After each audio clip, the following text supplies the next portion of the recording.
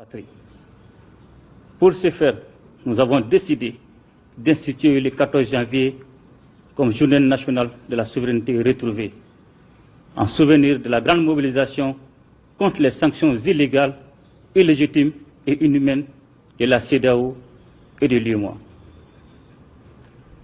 Mes chers compatriotes, l'option de la reconquête de notre souveraineté est pour nous la seule possible si nous ne voulons pas être complices de la perpétuation du système de dépendance qui hypothèque notre avenir.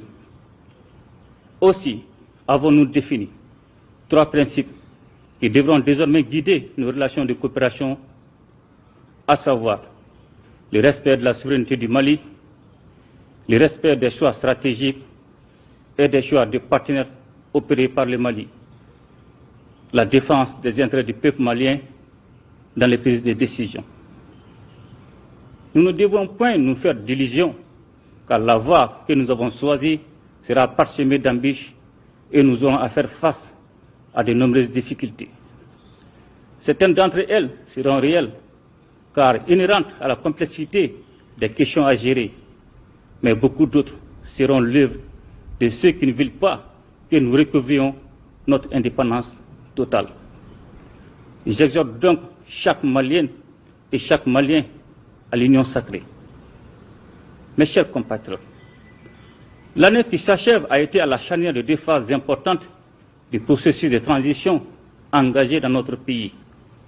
Comme les Maliennes et les Maliens ont pu le constater, nous avons consacré la première phase à la sécurisation de notre pays, à la lutte contre la corruption, ainsi qu'aux réformes politiques et institutionnelles. Sur le plan sécuritaire, nous avons adopté une nouvelle posture militaire et acquis des équipements qui ont renforcé l'autonomie d'action des femmes et leur capacité à se déployer sur l'ensemble des théâtres d'opération. Avec la montée en puissance de nos forces de défense et de sécurité et le lancement de nombreuses actions offensives, la paix a changé de camp. Les groupes terroristes en sont réduits à des actes désespérés, des poses d'engins explosifs au passage des militaires et des paisibles citoyens. Dans le même temps, la lutte contre la corruption et l'enrichissement illicite a été intensifiée en vue d'enrayer ces fléaux qui retardent le développement économique de notre pays.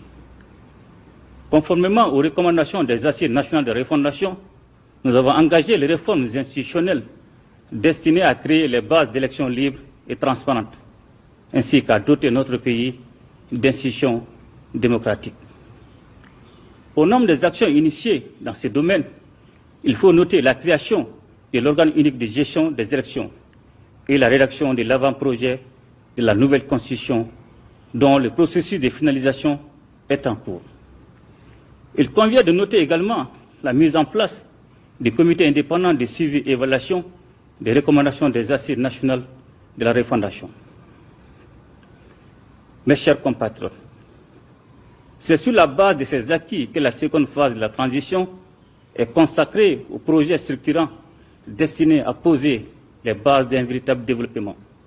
Nous sommes pleinement conscients qu'il n'y a pas de sécurité sans développement qui garantisse un mieux-être pour les populations.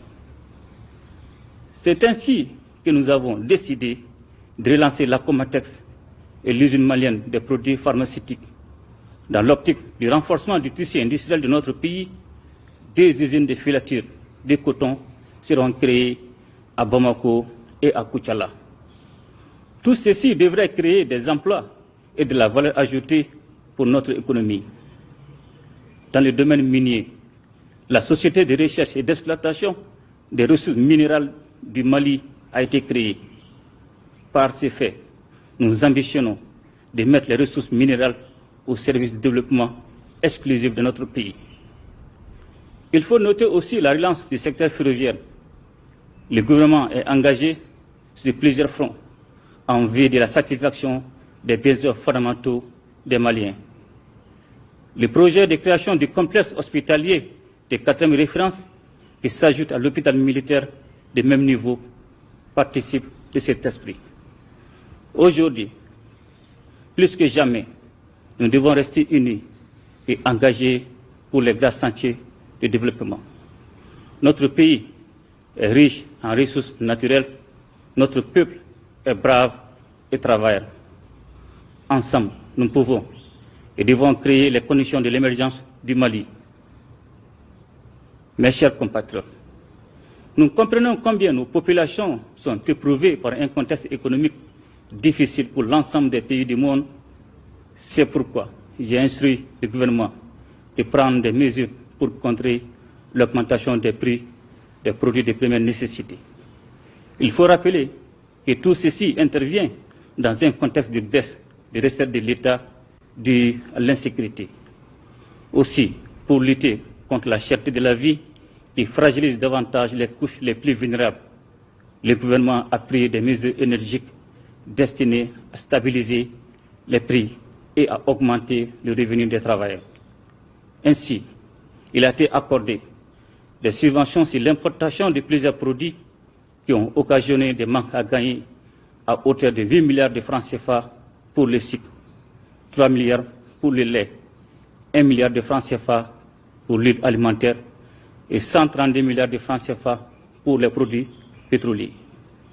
Dans le même temps, l'harmonisation de la grille salariale induisant une augmentation des salaires pour les travailleurs d'un coût annuel d'environ 200 milliards de francs CFA.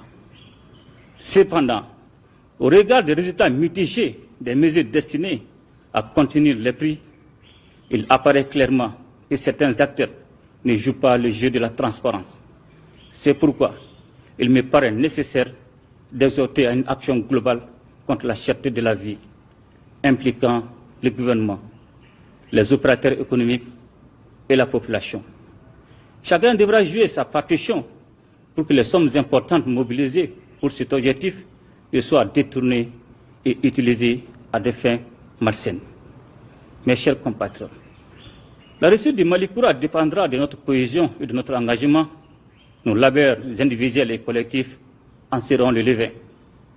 C'est donc avec beaucoup de confiance en l'avenir que j'adresse à chaque Malienne et à chaque Malien, ainsi qu'à nos autres, mes sincères vœux de bonne santé, de réussite et de bonheur. À notre chère patrie, je souhaite la paix, la sécurité et la stabilité, afin que dans l'unité, nous puissions la conduire vers la prospérité tant souhaitée et attendue par notre peuple. Ensemble, nous ferons le Malikoura, qu'Allah bénisse le Mali et protège les Maliens. Je vous remercie.